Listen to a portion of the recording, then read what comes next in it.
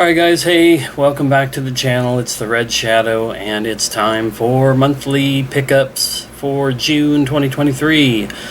Up front, I'm just going to apologize. It's June 30th and apparently where I live that means it's already time to start shooting fireworks off like crazy. I've been listening to them for the last half hour or so and I decided I'm just going to do this video regardless.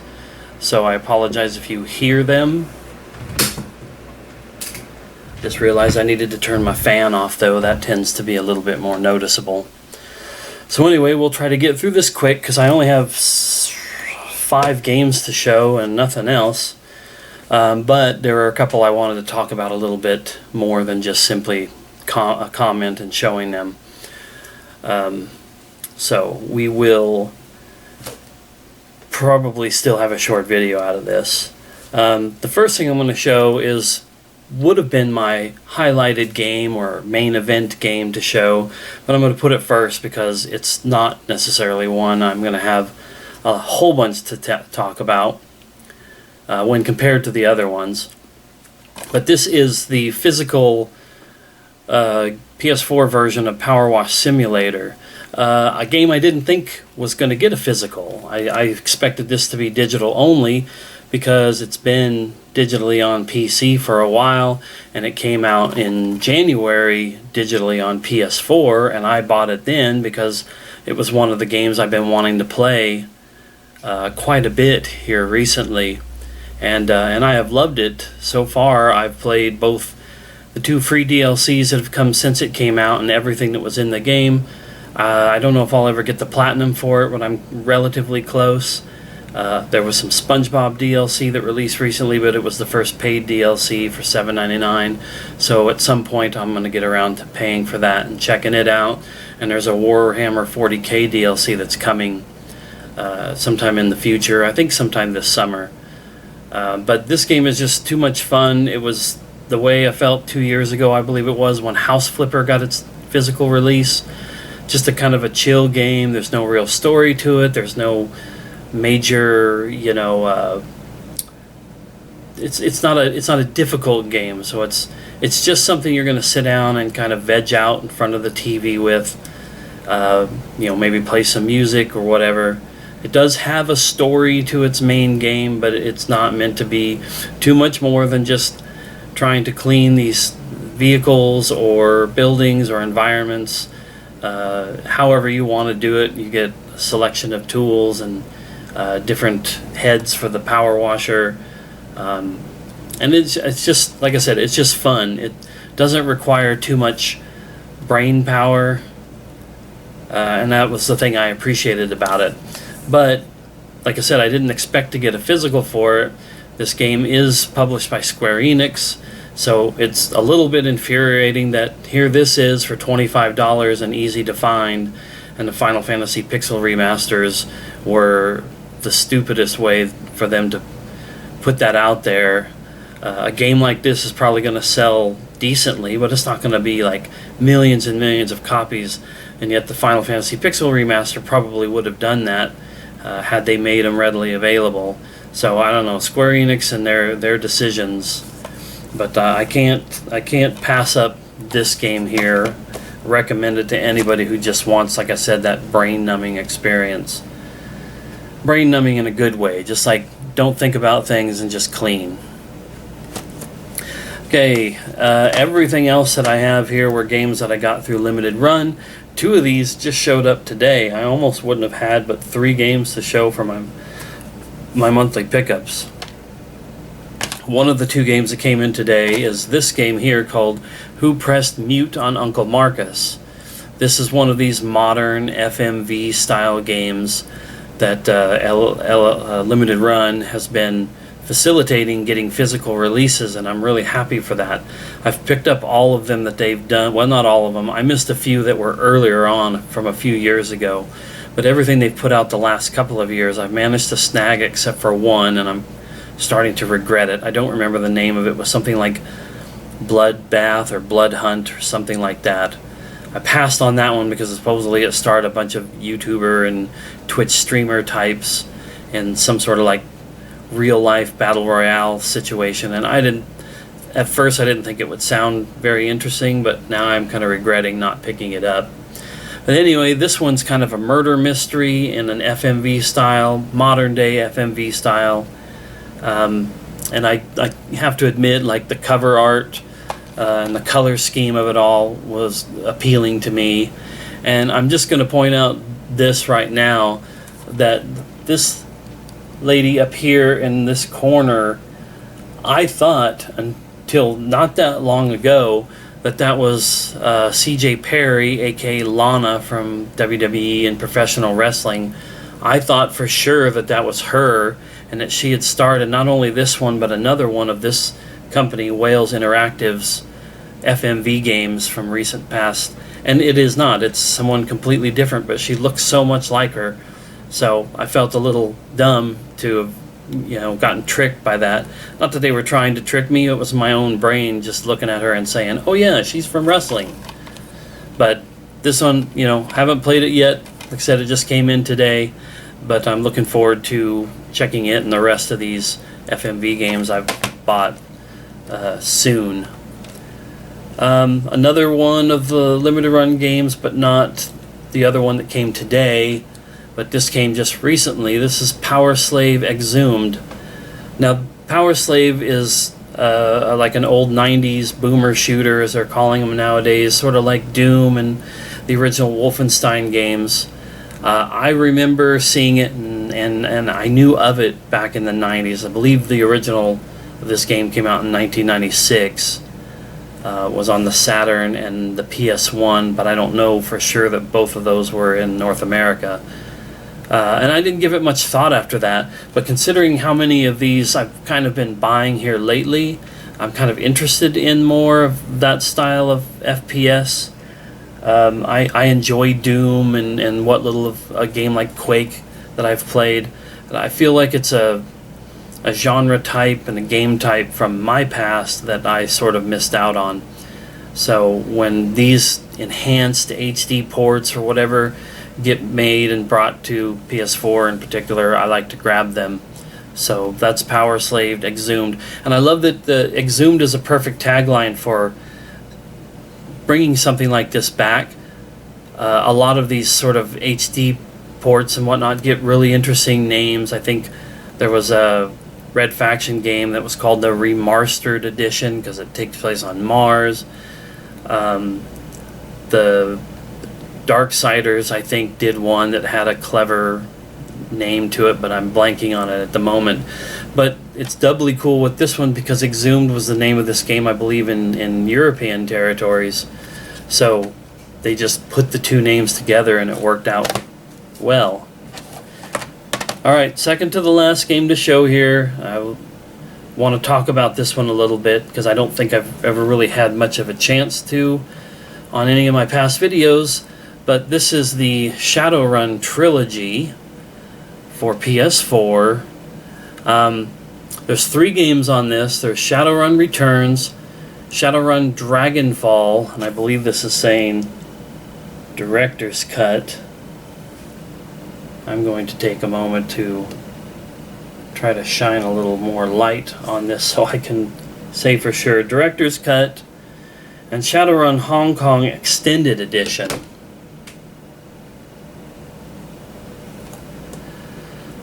Now these are 3 tactical RPG games set in the Shadowrun universe.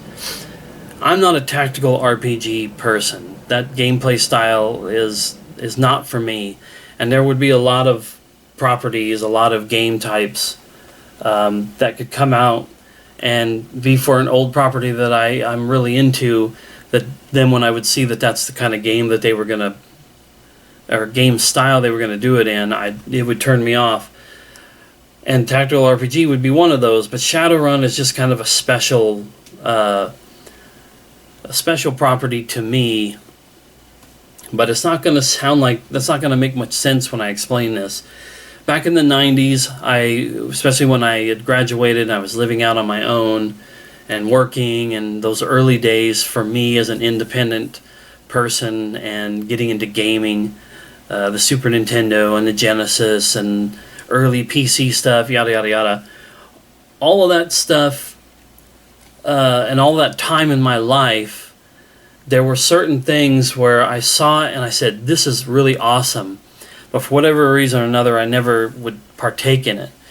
And pen and paper role-playing games like D&D, that was one of those things. I had a lot of friends who played them, but I was really skeptical, and still now, as to whether or not I would be able to be spontaneous and be able to come up with ideas, craft a character, live that character in that game moment. And I always held off from playing any of those games with my friends, but I admired the things that they were into. And Shadowrun was the one that I actually came this close to rolling characters and joining in on games. Excuse me. What ended up happening was I bought a lot of the rule books and lore books and almost anything I could get my hands on with Shadowrun. I believe to this day I still own maybe 2 or 3 novelizations based in the Shadowrun universe from more recent times, not from the 90s. My fascination with this universe, which is basically cyberpunk meets fantasy, in a world where cyberpunk had become a thing, and then all of a sudden some sort of magical experience happened, and magic returned to the world. Elves and dwarves and orcs and species like that were all of a sudden living in a world with humans that used computer and cyber technology, and it was such a perfect and beautiful mix of the two things. That was what really made me want to kind of join into that world and experience that world. So I never did play the pen and paper game, but I was fascinated with it. This doesn't have it, but there are some Shadowrun books where the S in Shadowrun is such a beautifully colored and ornate design that I wanted that to be one of the first tattoos that I ever got, which I still never have done that. I played both the Shadowrun games that were on the Super Nintendo and the Genesis. Loved them both because they were different games. Never beat them because they were also difficult games, but I was still fascinated with them, and anytime I've ever had the original hardware for those consoles, those are games I always want to pick up. I did not play the 360 Shadowrun game because they turned it into a first-person shooter and concentrated more on guns and shooting than any kind of magic or anything about the world. But when I saw these games, and I own them, I believe I own all 3 of these games on Steam, but it's PC is not really where I want to play games most of the time. Beyond Gmod and World of Warcraft, I rarely play games on my PC, also when I play Half-Life 2. So they've just kind of sat on my Steam account for a while, and I'd really begun to think, this is never going to come to console of any kind.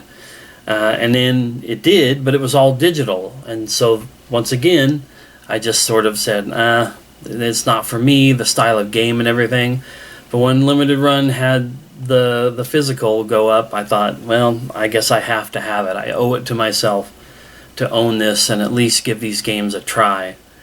I have a feeling that I probably won't really truly ever get through any of the 3 games, but my love for Shadowrun is just too big. I feel it's one of the coolest properties that I've ever experienced in my lifetime. So, yeah, I had to grab that one. And then the last thing, thematically, this game is somewhat similar to Shadowrun, just minus the magic stuff, but it's a cyberpunk style game.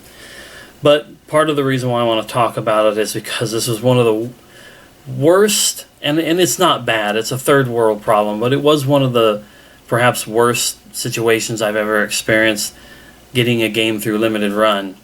So this game here is Virtuaverse for PS4. Now what this is a game from just a few years back, but it is designed stylistically, artistically, the gameplay, it's all like, old 90s point and click animated style games set in a cyberpunk world, with all of the cyberpunk music that you would imagine, all of the new retro wave stuff.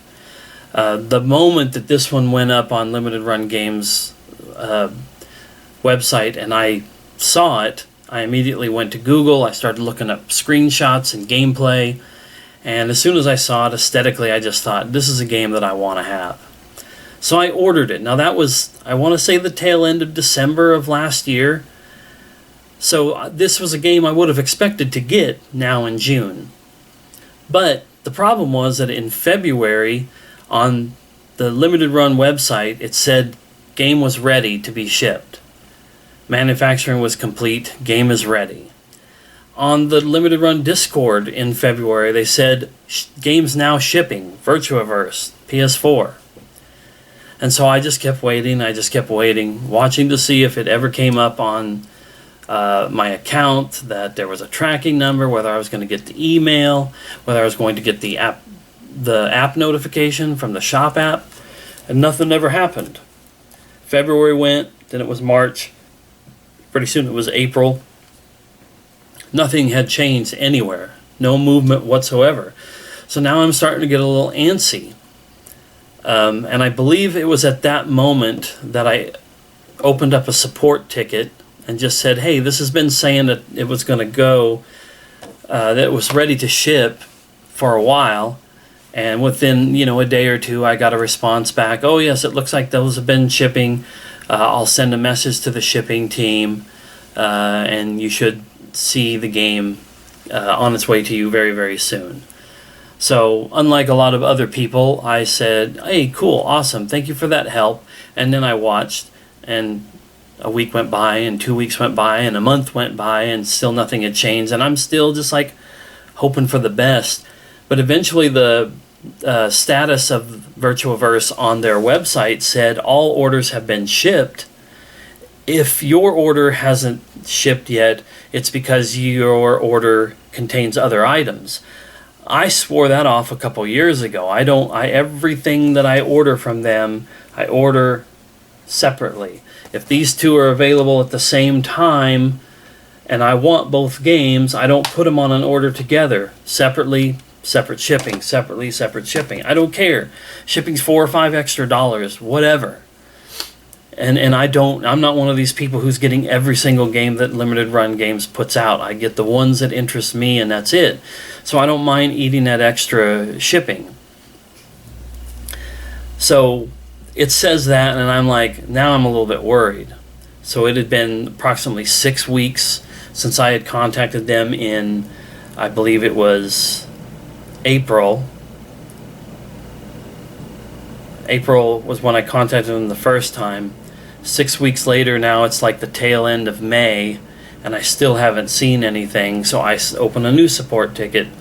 Same basic message from them as before. They still responded to me pretty quick. I emailed them that second time on a Friday evening, and they contacted me on Monday, so it made sense, business hours. I'm talking about all these different things because I've seen so many people on Facebook or Discord groups or whatever complaining about how they don't get any kind of response for weeks. And like every time I've had a good experience with them, they respond nicely, quickly, yada yada yada. It's always a good experience. I've never had a bad one, and I know what to expect with this company, and a lot of other people either don't, or even when they know what to expect, they still get really upset about it. I was patient. I wasn't as calm as I would have liked to, because I was just starting to worry that it had got lost in the mail somewhere and I was boned. That second support ticket basically gave me the same thing. Oh yes, we see where those have been shipped out. We're sorry you haven't seen yours yet. We'll send a message to the shipping team and they'll get that out soon. It's in the queue. So then that was, like I said, tail end of May. Get a couple weeks into June, another 2 to almost 3 weeks, and I'm thinking to myself, man, this is not going well. I'm not happy with this. And so I happened to bring it up in the Limited Run Games Discord. A shipping update had come and went, and there was nothing in there about this game, and I still remembered how it was in their February shipping update. So I just casually brought it up one day when they were talking about the next shipping update, and I said, still nothing in there about Virtuaverse for PS4. Well, one of their mods or whoever it is that kind of answers those questions, PR, or I don't know, it wouldn't be PR, maybe community managers or something like that, said, hey, what's your order number? Let me look into this. So I gave them the order number, and they said, oh yeah, that's all of that stuff is shipped out. Yours should have went out by now. Let me send another note down to the shipping team. Which at that moment I'm thinking to myself, this is the third time somebody has said they were going to send a message to the shipping team. And then they told me that if I didn't see any kind of anything, a notification, an email, whatever, by the following Monday, so it was a little less than a week, to let them know. Well, by Thursday or Friday of that week, I finally got the shipping notifications, and by like Tuesday or Wednesday of that following week, when they had told me if I hadn't heard a thing by Monday to contact them, I had the game finally. So I don't know what happened with that. I don't know why it showed shipping in February, ready to go in February. Here's the thing, I'm on enough groups where people are sharing their pickups. I only saw this game on PS4, Switch maybe once or twice as well, but on PS4 I only saw it shared twice, and I asked both of those people if they had ordered it from Limited Run or off of Amazon, because this ended up being on Amazon, which I understood that was going to be the case. It's not a numbered Limited Run game title. Shadowrun Trilogy has got the number right there, and this one is just Limited Run because they were distributing it. So it was also available on Amazon. Both of those other two people got theirs from Amazon. So for some reason, Limited Run, it said it was ready to go in February, but it never seemed to be going out. I'm thinking it was an error or something. I'm thinking that maybe this was one of those games where instead of them getting a certain number of pre-orders in and then manufacturing up to whatever level Sony would require, I think these games may have already been available, and then maybe there was some reason why they had them in hand but they couldn't send them out, but they'd already sent out the notifications. The one thing that's happened with LRG this year is that, well, obviously it's starting to show that they're doing too many games at one time. They did so much stuff. They're doing PS4, PS5, Switch, some Xbox games, not a lot, but then they have the standard edition copies, but then they're doing sometimes 2 or 3 different special edition, collector editions, limited editions, whatever.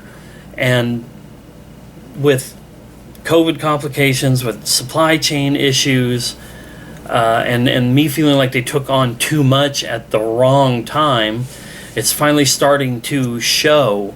They've said that they're no longer doing their trading cards. So some of the orders I've gotten recently still had the cards because they were from before when they made that change.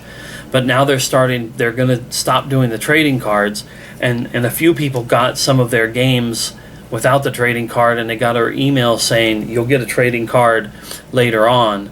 They didn't want the games to be held up by anything. I think LRG is going to have to do a lot of changing. They're going to have to figure out some stuff, but I do feel like they're heading that direction. For a couple of months, no email notifications ever went out, no shop app notifications went out. A lot of people were just completely in the dark. Then a game would just show up in their mailbox and they'd be like, I had no idea it was on the way. Or they'd see somebody in the forums or the Discord groups saying, hey, check out my new game. And then that person would be like, I haven't heard or seen anything about that game at all. And sometimes they'd get it in the mail the next day. Sometimes they wouldn't see it for weeks. So they've got a problem. I'm hoping that they're taking the right steps to get it fixed. I listen sometimes too much to what people are chatting up in these groups and whatnot, but there are some who think that after Embracer acquired them, that if they see this kind of a mess is going on with them, that maybe they'll shut them down. I don't think they'll shut them down. I don't think that what Limited Run Games does, I think has value in the collector space. I don't know in a couple of years whether or not it still will as we get more towards the all digital thing. But I don't know. This is just like one of the rare times when I could think back on my experience with Limited Run Games, and I feel like, they need to take care of some of this stuff. So anyway, yeah, I just kind of wanted to tell that story with this because I'd been waiting for this game for so long. I've never kind of had that long drawn out experience with limited run over something. But this game is really fun. I started playing it last night, played it for a couple of hours, and it is exactly what I was hoping it would be. Totally feels like a throwback to 90s, action adventure, point and clicks, stuff like Monkey Island and Broken Sword and series like that animated style, point and click, puzzle solving with a very interesting story. So glad to finally have that one. And yeah, that's it for this one. Hopefully the next few months we'll see more games coming in, a lot of other games coming from these companies on the way, but I also hope to hopefully get a freaking job and actually be able to buy the stuff that I want when it's coming out. I've had to really pinch because, it sucks when you're unemployed. So anyway, that's it for this video. We'll see you in the next one.